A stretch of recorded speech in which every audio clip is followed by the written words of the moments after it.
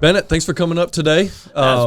Couple reasons to be here. Yeah, it was good ride up. I rode up yesterday to celebrate Michelle Walling's 50th birthday. Happy birthday. You know, I normally say welcome to the Schiller and Hamilton Podcast, but I guess welcome to the Us Podcast. The Us Podcast. Welcome to the Us Podcast. Yeah. Today I want to talk about something that we've seen a little bit more of recently. And it's tragic, but I think it's important that we discuss it and get to the why and what it is, and that's nursing home cases. So first of all, why don't you tell us a little bit about what do we mean when we say, hey, what's a nursing home case? Well, a nursing home case arises out of a couple of different things. Oftentimes, it's just simple neglect, but there can be abuse. There can be physical abuse, emotional abuse, or even sexual abuse. But oftentimes, what we're seeing now, and the reason we're having this conversation today, is we're getting a lot more calls. We're hearing loved ones are finally being reunited, and they're going into these nursing homes for the first time probably in 18 months. And it's horrendous. So we have a couple things going on. The nursing homes are mostly for profit, and so they have to fill beds. Unfortunately, there's not the proper staff to take care of all the people that they have. And so when we talk about nursing home cases, it can either be neglect, which means, they're not doing all the things that they need to do. The place is a mess. The loved ones aren't getting cared for properly, and usually bad things happen. And then you also have, because you're desperate for employees, sometimes they have employees that can be quite abusive. And, we know the obvious abuse, physical abuse, but a lot of times it's just emotional abuse. So those are the things we're starting to see now. And, having done this for 26 years, as the population is getting older, there's more individuals that need long-term care and nursing homes and assisted living. And unfortunately, there's just not enough staff to take care of that many people. Yeah, so basically over the last year, you've had loved ones that weren't able to visit their relatives in the nursing home. And so there's not that set of eyeballs. That's correct. Kind of to be the transparency or the police, so to speak. So I guess the staff over time, they're understaffed, they're overworked, probably overstressed, fatigued. And they're just underqualified. Underqualified. Yeah. So they're, it's unfortunate that that's what's happening. But like you said, now all of a sudden the doors are opening.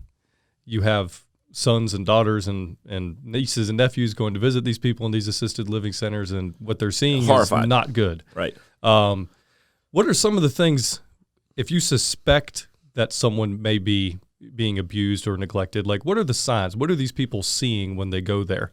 All right. Well, obviously, let's talk about abuse first. Mm-hmm. So there's physical abuse, there's emotional abuse, and unfortunately, sometimes sexual abuse.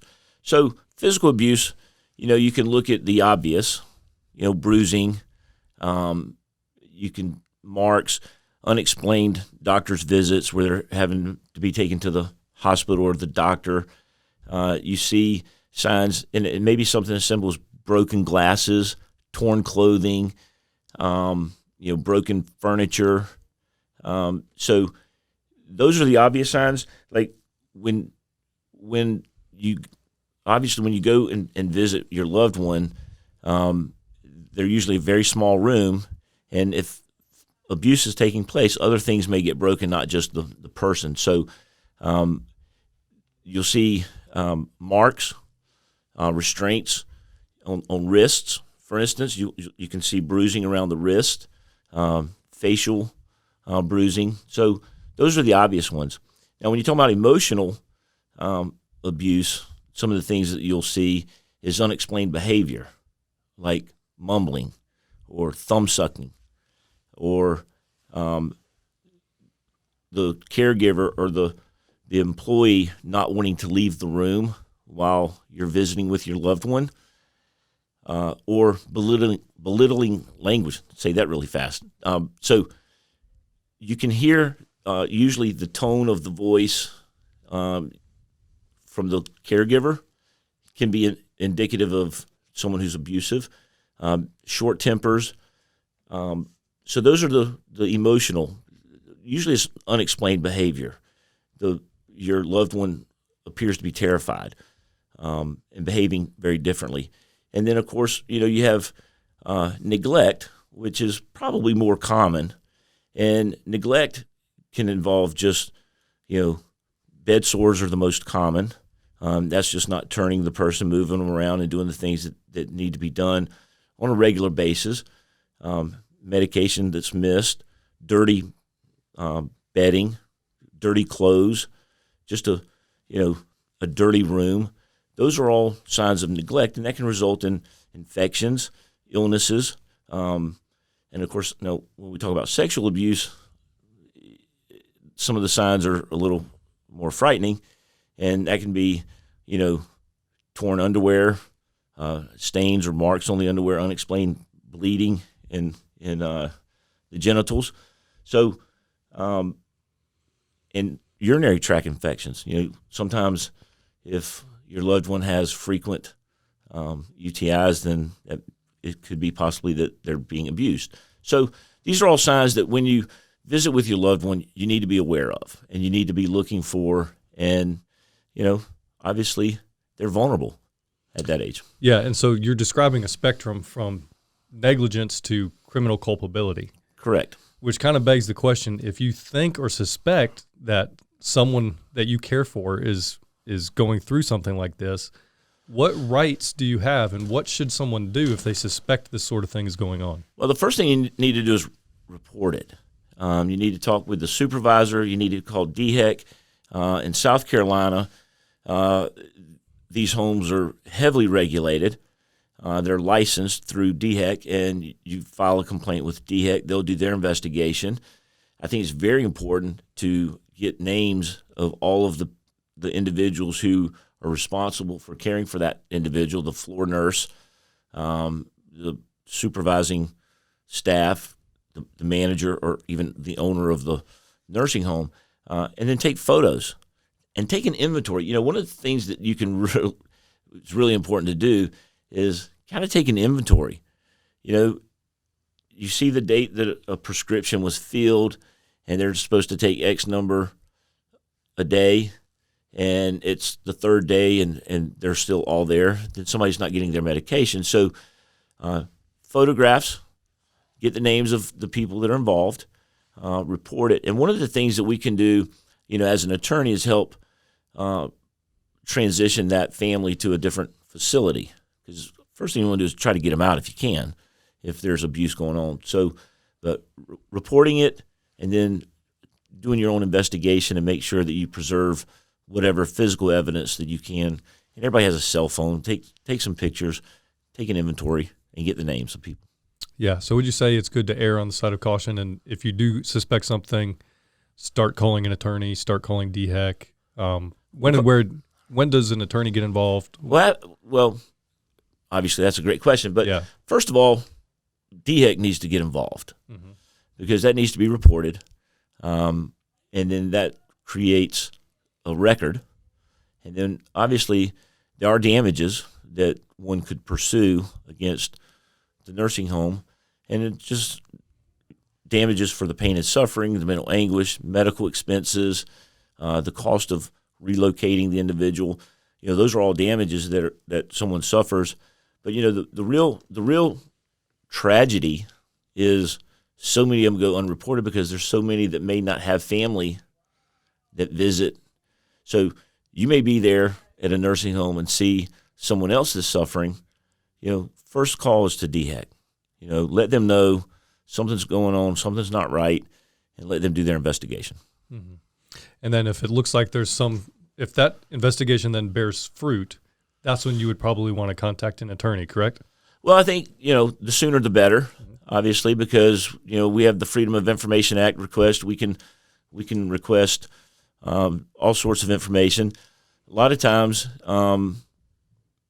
they've been taken to the hospital without your knowledge, and there's a record at the hospital. So we need to get medical records that kind of show what injuries were suffered. And a lot of times, just because someone gets hurt in a nursing home doesn't mean it was anyone's fault. Things happen, but it's unlikely that they would have bruising around their wrists, facial bruising, bloody underwear, things like that, unless there was something inappropriate going on. So what can one hope to come? What remedies are available for somebody who's gone through this, and what should their loved ones do? Like, is it the loved one's job to pursue this on behalf of the person in the nursing home? Is it the patient in the nursing home? Whose job is it to pursue it? And then at the end of that, what can they hope for? What remedies are available to them? Well, it depends on the family and who's responsible. It depends on, if there's a living will. It depends on, what the wishes of the individual. But obviously, the first goal is to stop the behavior. Mm-hmm. If there's abuse, if there's neglect, to bring it to the attention so that the neglect is corrected. There's damages just like you would in any other personal injury case. You actually have medical expenses, you have pain, you have suffering, and there's loss of enjoyment of life. I mean, to be in a nursing home, you have the right to be there free of injury and free of harm. And if you're suffering because of someone else's negligence or because of someone else's intentional acts, then you're entitled to recover damages for that, just like you would in any other personal injury case. But the first thing is actually to try to get them relocated to a different facility. Yeah, you've mentioned that a couple times. How difficult is that? Well, obviously, it's hard sometimes to find a bed, and it depends on the financial resources of the family involved. There's some homes that don't take Medicaid, for instance, and these are, more expensive facilities. But, the first thing to do is at least bring it to the attention of the home, because it's not the intention of any nursing home to have an abusive worker or to not be doing a good job. A lot of times, bringing it to their attention can remedy the problem. And the person may be safe. They, fire the individual. The person may get arrested, for instance. But so ideally, if you want to stop the behavior or the abuse or the neglect, you want to make sure that your loved one is safe. And sometimes that means trying to relocate them, and that could be, very expensive. But if they have a claim against the nursing home for abuse or neglect, those expenses would be reimbursed. That additional cost would be a measure of damages. That is the damage. In addition to the injury itself and the medical expenses involved, that cost would be included in the measure of damages. Speaking of damages, at what point, with what type of abuse could you possibly see punitive damages, and is the nursing home on the hook for those? Well, obviously, the nursing home is always on the hook. It's respondeat superior. Mm-hmm. That's their employees. Any willful act, gross negligence and willful act, abuse would fall under that. So neglect, probably not punitive damages. They're just sloppy, they're messy, they're lazy, they're not doing what they're supposed to do, they're not turning the patient. Abuse, almost always, would be considered a willful, wanton, reckless act, and that would open the door to punitive damages. Nice. Well, what else? Well, I think it's important that, as we all get older, and, we just celebrated Michelle's 50th. I'm sure she'll love that you just told everybody that. Sorry, Michelle. Happy birthday, Michelle. Happy birthday, Michelle. So, I'm 53. I'll own up to it. My dad's 76, and these are real issues now as I'm getting older. His friends, and, we see it a lot more because that population is large. It's a big population, and unfortunately, there's just not enough beds to go around. And back in the old day, your grandparents would come and live with you, and they would live with you until they died. But now people have changed their way of living, and we don't have multi-generational homes anymore. And so, there's a real dilemma, I think, in our country, because, not a lot of people are prepared for retirement. If they are, they were prepared to live off of Social Security from 65 to 70, but they're living to 90. 85 to 90, and that's a long time. And unfortunately, a lot of families don't have the resources to provide for their loved ones, and it's unfortunate that they have to become really dependent on our state, and there's just not enough resources there. So yeah, and the more people you have dependent on the state and understaffed nursing homes, the more cases like this you'll have.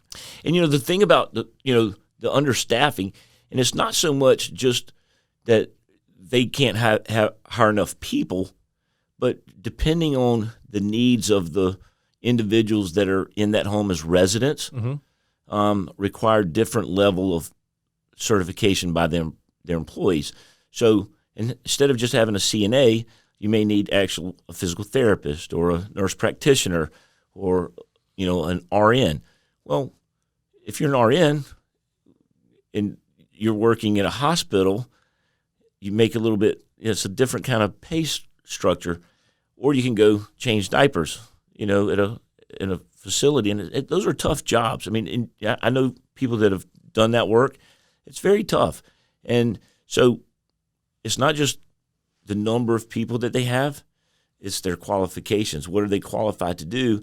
And if they have patients with, higher needs, then the certifications for the staff members need to be consistent with that. And there's rules and regulations that very specifically identify who you need to have on staff based on who your patients are, who your residents are. So it's very important, and obviously being aware of what's going on, taking the time to spend with your loved one and pay attention. That's the key. So many people are living in these retirement facilities. They may not see family at all, or they may not have family. Yeah. So, my thought is, look, if you see something, say something. Yeah. So I guess if you're going to visit a loved one in an assisted care facility like that, keep your head on a swivel. Yeah. Peek around a little bit. Check it out, Not just with your own relative, but perhaps, sure, as you're going down the hall, make sure that everyone else is kind of okay. And that doesn't mean like peek your head in every room. Right. Yeah. We're not talking about being nosy. Right. But also, investigate prior to. So a family is faced with a decision. Your mom and dad's getting older. There's a decision. They need to sell their home, and they need to move into an assisted living. Do your investigation. Ask, call DHEC, find out how many reports have been made. Interview some of the staff. Talk to them and find out what the culture is there, and find out who they're hiring. And we talk a lot about culture here in our law firm. Culture is important. Yeah. And it breeds good or it breeds bad. If you have a bad culture, it's bad. What's interesting about some of these cases, though, is kind of an old adage, but there almost always seems to be a former employee that comes out of the woodwork to say, it was bad, that's why I left. I had to get out of there because it wasn't, the culture of abuse didn't fit, right, didn't sit well with them and their heart, so they thought they felt compelled to leave. And those witnesses coming forward can tell you a lot about the culture of a place like that. Right, and a lot of times we've seen, it's kind of like cancer. Mm-hmm. You get one or two bad employees, whether it's an assisted living place or a law firm, you get one or two bad employees, it infects the rest of them. Because if one is getting away with being sloppy and not turning the patient or not taking care of them, not making sure that they're cared for properly, or not changing their clothes or not bathing them, if they get away with it once, they're going to get away with it again and then again. And suddenly now your loved one has gone, a couple of weeks without a bath, no clean clothes, no clean bedding. It's just it's a breeding ground for bad things. And so, do your investigation. And if you have a loved one in an assisted living, be on top of it, make sure you know what's going on there. And now that we're coming out of the pandemic, we can. That's right. And that's why our phones are ringing. Yeah. So, well, Bennett, always a pleasure when we get to sit down. Absolutely. Once again, thanks for making the trip up here. Yeah, great fun. Yep. Appreciate it. Okay, cool. Well, tune in next time. Schiller and Hamilton, the Us Podcast. The Us Podcast. All right, man. Thank you.